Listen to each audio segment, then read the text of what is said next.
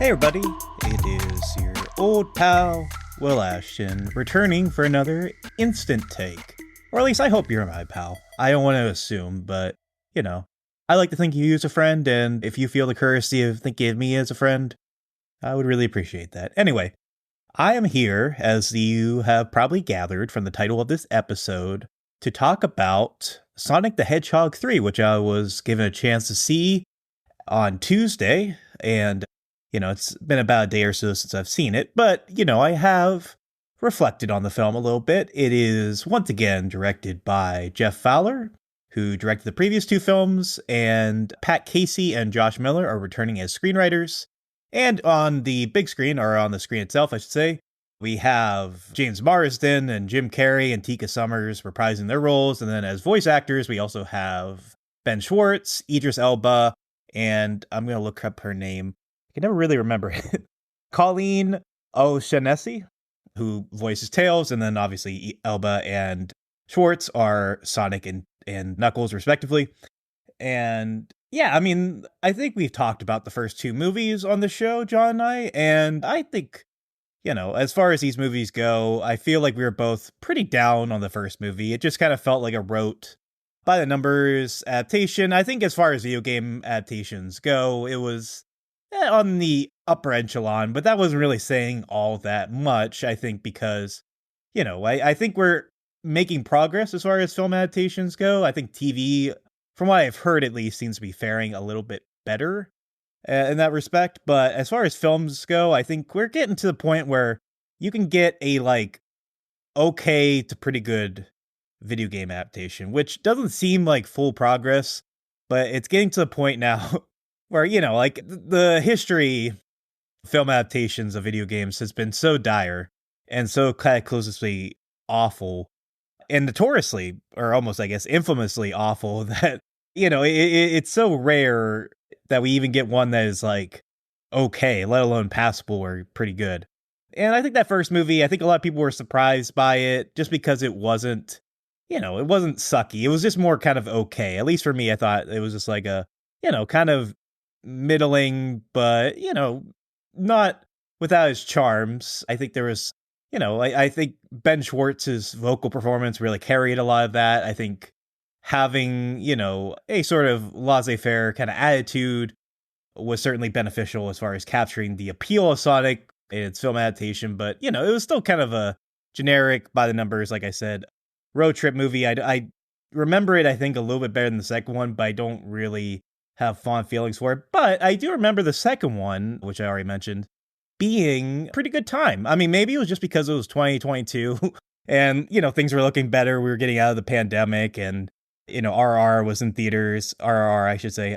And it just looked like, hey, life is looking like it might be okay again. And there's a Sonic movie, and I remember it being a pretty good balance, I think, of the humor and the action. It seemed like it was benefiting, it benefited from having learned some lessons from the first movie, and I think kind of taking the things that already sort of worked with that first movie and amplifying that with the things I think were working better. It was a little long, I remember, and like I said, it wasn't quite as memorable as the first one, and that's not to say the first one was really all that memorable, but I think it worked from what I can recall, and I was going into this one maybe not excited, but I was hoping for the best. I think, there's been subtle improvement, and as far as this third movie goes, I've heard some people say that they think that improvement is going strong still, and that this is the best one. I'm gonna step back a little bit from that. I think this is a little bit better than the first one, but I think it's maybe a step down from the second one. And I think for me, the reason, unfortunately, kind of comes down to the script for this one. I don't think Fowler is necessarily disintegrating in any particular respect. I actually think he's getting better and better as a director with each film. His compositions, especially working with cinematographer Brandon Trouse, who also shot all three movies at this point. He also shot Night Bitch, which I watched yesterday, so I had unexpected sort of double feature of Brandon Trouse. If you don't know, Brandon Trouse is also the director of a movie I was almost in called American Pickle. But in any case, as far as these movies go, I think, you could tell they're getting a little bit more confident as far as the filmmaking goes. There are some really lovely, like I said, compositions. I think the movie isn't as afraid to be as emotionally vulnerable with these characters. It feels like they trust that the audience is comfortable with them and wants to explore the inner pathos of them. And I think that this movie is benefited certainly by giving more for Jim Carrey to do than any of these. And then obviously he's had a pretty substantial part in the first two movies, but it's Jim Carrey. You kind of expect him to be this big, broad persona. And I think he was kind of going through the motions, I think, a little bit in the first one. I think he was given a little bit more playroom to have fun in the second one, and at least in my opinion. And that this one, he's playing two characters. He's playing Dr. Robotnik again, reprising that role, but he's also playing Dr. Robotnik's grandfather, and he's an old man makeup, and he gets to put on his like old man voice. And yeah, I mean, it's definitely fun. I think Jim Carrey, unsurprisingly, works really well off of himself, and I think he sells the effect really well. And I think something that's maybe being undermentioned is like it really, from a visual standpoint, sells the idea of these two actors, or I shouldn't even say two actors, it's the same actor, but these two characters working together. I think there's one joke early on where it's sort of meta tongue-in-cheek joke about both characters being played by the same actor, but there's a shot not long after that where Jim Carrey puts his arm over the shoulder of himself, and they really sell the illusion. I can't remember the last time I've seen a movie in this vein where like the same actor plays two characters and they made it look so seamless. And there are other shots like that throughout the film. I think some of it, expectedly kind of comes down to sharp editing and, proper blocking and whatnot. But yeah, I mean, I got to give credit to the filmmakers and to Carrey for, selling that. And I think there's nothing wrong with his performance. I think for me, as I mentioned before, where this one, I think, suffers compared to the first movie, or the second movie, I should say, is that the humor, I just don't think quite works as well with the action sequences, I should say. And I think that was what really sold me on the second one, even though I'm not like, over the moon with it. I think it had that balance that this one, not for a lack of trying, obviously there are a lot of jokes in this movie, but I feel like a lot of the jokes feel a little uninspired to me. From what I can recall, it's less actual jokes and it just feels like more like pop culture references.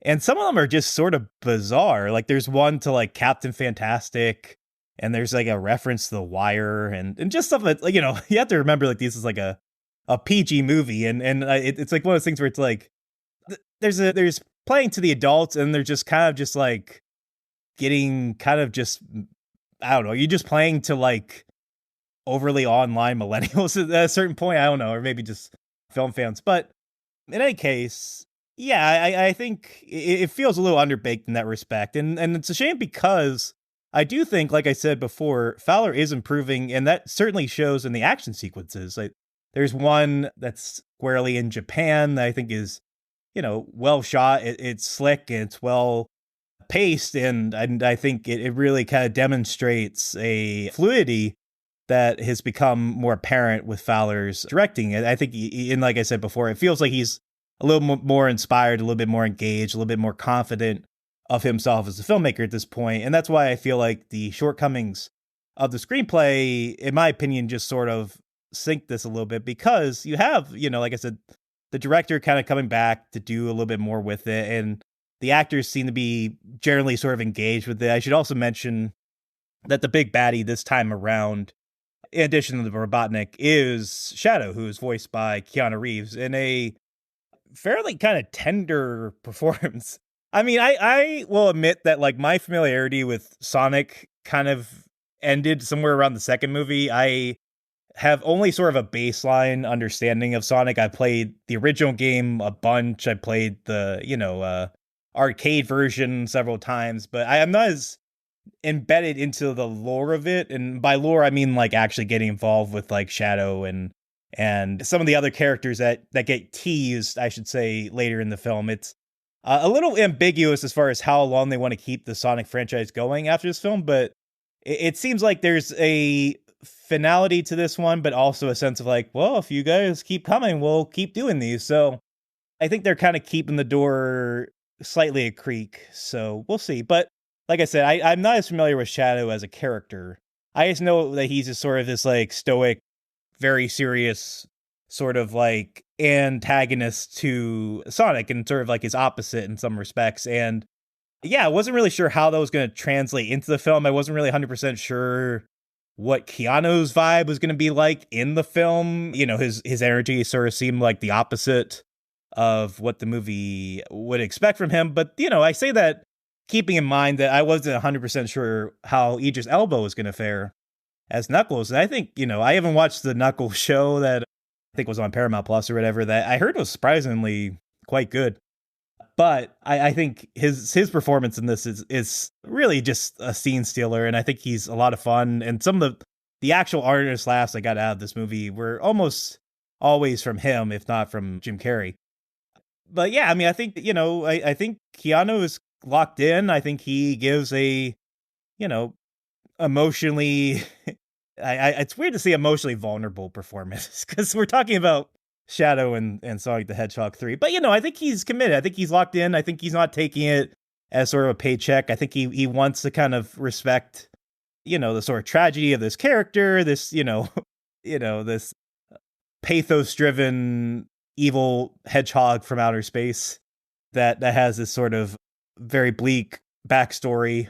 Yeah, I mean, I think a lot of the reasons why I'm seeing some, you know, good to really positive reviews for this movie is because they do kind of take the Shadow stuff pretty seriously, and I think they respect that, and I think Keanu respects that, and I have no real fault with that. But like I said, I think for me, it just kind of comes down to tone with this one, and that's why I think it's just like a notch below that second one, which unfortunately means that second one I was just kind of like, yeah, I'll give it a pass, and this one I'm kind of like, close but no cigar. It's, you know, I think the fans are going to enjoy it. It seemed like the kids and the adults that were in my screening, I got to see in Dolby, were really into it. I should also say, maybe it's just because I saw in Dolby, the sound design for this movie is really strong. You know, like they make you really feel the intensity of it. And I don't know if I've really had that kind of a Dolby experience in recent months. Maybe I'm not thinking of something, or maybe it's been a little while since I've been to Dolby, but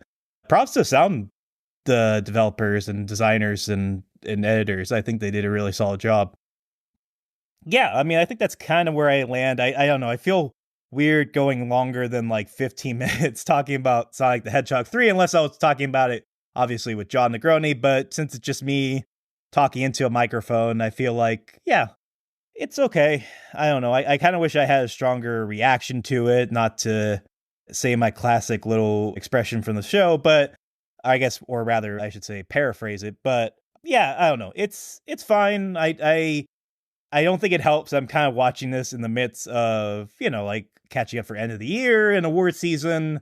And obviously, you know, I didn't go into this movie with the expectation of it being, you know, The Brutalist or Anora or anything. But, you know, I'm kind of trying to catch up on these like big, heady, serious movies. And then you have this one that comparatively, you know, obviously is small potatoes, even though it's a big, expensive blockbuster, obviously. And I think it's going to make a fair bit of money. Curious how it will do off of Mufasa, which I don't know how that's tracking. But anyway, you'll know that probably better than me because this episode will come out probably as you're getting ready to see the film if you haven't already seen it already. So yeah, I just wanted to get these brief little thoughts out there. I appreciate you listening. I got to get to work. I never know how to end these, so I don't know. Bye-bye.